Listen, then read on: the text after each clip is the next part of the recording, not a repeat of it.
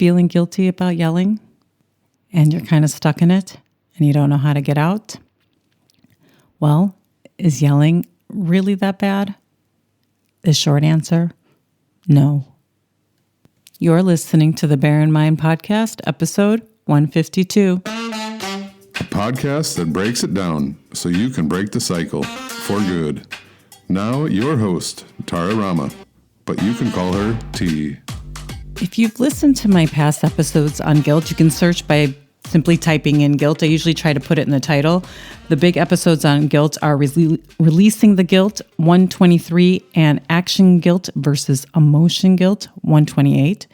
If you've been there and you know that the first step to actually stop yelling is to release that guilt and you're still stuck in it, this episode is going to be for you.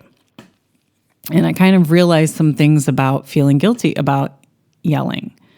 And is it bad? And your version of what you think about yelling could look like it's ruining my kids, it's ruining my relationships. If you're yelling at your loved one, at your partner, is it bad for me? Having my heart rate increase, all of that. It can be a really tough one to tackle because we have such ingrained beliefs and sometimes we don't even know what those beliefs are. So even if you don't know where you're stuck in guilt, I'm going to give you some perspective today. So the first thing to do is to look at that question, is yelling bad? And what do you mean by bad? Because everyone has a different answer to that. So what do you mean by yelling is bad? And I want you to go there. This is a tricky one, and hopefully you're not feeling guilty right now, but go to the place for what is bad. And for me, I found out that the worst thing, if I continue to yell, that my child wouldn't speak to me when she's an adult. She'll choose to not be around me. And if she has kids, I won't be around my grandchildren.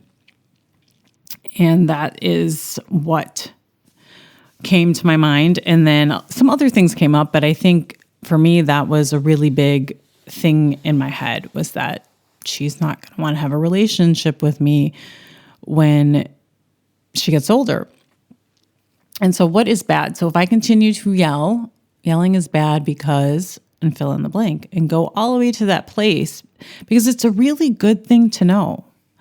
Because it's going to be one of those things as to, it kind of answers the question of what do you want? It'll help you answer the question of what you want.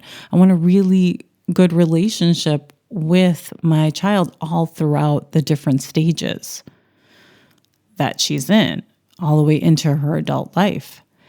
And so when we just think, oh, yelling is bad, we need to understand that. Does that mean you're going to traumatize them and they're going to be in therapy for the rest of their lives? Answer that question. I do this with my clients because for clarification, we can't be solving a problem if I think bad is this and he or she thinks bad is something else. So getting to that point opens up a lot of stuff, and so start there.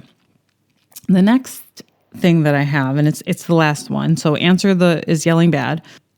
The second thing is this question I was asked by my daughter yesterday.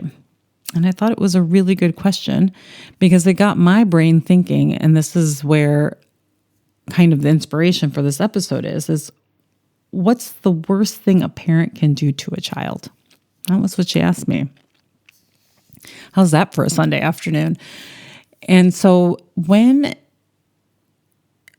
to answer that question, what would be your answer? What is the worst thing? And if you're kind of drawing a blank on this, think about, well, what was the worst thing that happened to you when you were growing up in your childhood? Go to the news, go to a movie. There's lots of movies and books about really traumatic childhood. Go to that and go, what is the worst thing? Because a lot of times we think, and when we're in the moment, and I know this was so true for me, I really felt like all of my anger, dumping it on her, yelling, I really felt like I'm the worst parent because of this one action that I kept doing and I couldn't stop. And opening up a little perspective on what is the worst thing that you can do, and let your brain go there. Have fun. Use some of that imagination. It's not real. Nobody's going to know. You don't need to tell anybody. You don't even need to write this down. I usually recommend writing down everything. Just let your brain go. And I guarantee you the answer is not really going to be telling your kid at a decimal above conversational level to put their shoes on now. That is not the worst thing. There are going to be 2,000 other things on that list if you let your mind go. But I'm imagining for me, I could only take about 2 minutes where I let my head go there. And so actually I have one last thing.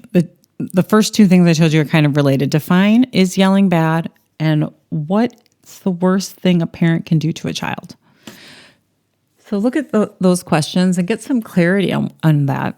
And that'll help kind of open up some of that guilt, release some of that guilt.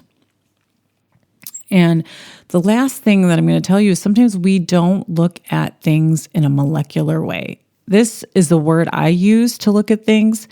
It can also be in an objective way, but I like saying molecular because you're looking at different components. And I've talked about this before in the guilt episode, and I'll throw it in here of just different ways to look at your yelling. Yelling, if you need, or I recommend looking at yelling in a very clear way, meaning yelling is a decimal above your conversational level. So let's say, and I think you can even measure this with the smartphone. Let's say your family talks at this conversational level, or you have a certain conversational level with a group of people. Whatever that decimal is, yelling is above that.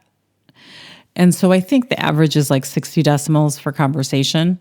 I think it depends on how many people are actually speaking and also ambient noise. But let's say you're at the dinner table speaking, what is that decimal? And then yelling would be above that.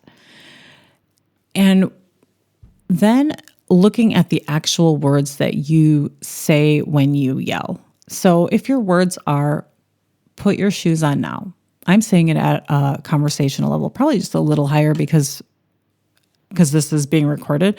So put your shoes on now. Basically, put your shoes on now at, I'm going to say it's like 90 decimals, I think. Put your shoes on now at 90 decimals is looking at what happened at a very molecular level.